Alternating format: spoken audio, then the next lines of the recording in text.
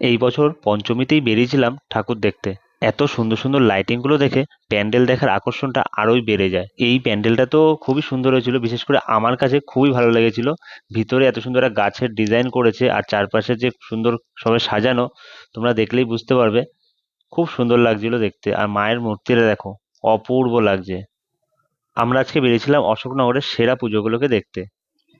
এইটা দেখো, সামনে একটা পেঁচার মূর্তি, কত সুন্দর লাগছে। নীল রঙের আলো দিয়ে পুরো সাজিয়ে তুলেছে প্যান্ডেলটাকে।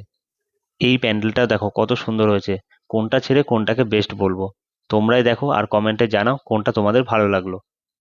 সত্যি বলতে, বাঙালির কাছে দুর্গাপুজো একটা আবেগ। আসলে আমরা সেই 1 বছর ধরে অপেক্ষা করে থাকি মা দুর্গার আগমনের জন্য। এই ছিল আমাদের 5 জনের গ্রুপ। সঙ্গে কিন্তু আমাদের জুনিয়রও ছিল। ও কিন্তু আমাদের সঙ্গে সমানভাবে তাল মিলিয়ে ঠাকুর দেখেছে। এই প্যান্ডেলের থিম ছিল মিশরের পিরামিড। ভিতরেও কিন্তু সেইভাবেই সাজিয়েছে, এবং দেওয়ালে যে কাজগুলো দেখিয়েছে সব মিশরের সেই মমির চিত্রগুলোকেই তুলে ধরেছে। আর মায়ের মূর্তিটা কিন্তু একটু অন্যরকম ভাবে ছিল। ওফ, কি সুন্দর লাগছে দেখো, এত সুন্দর লাগছে এই প্যান্ডেলটা দূর থেকে।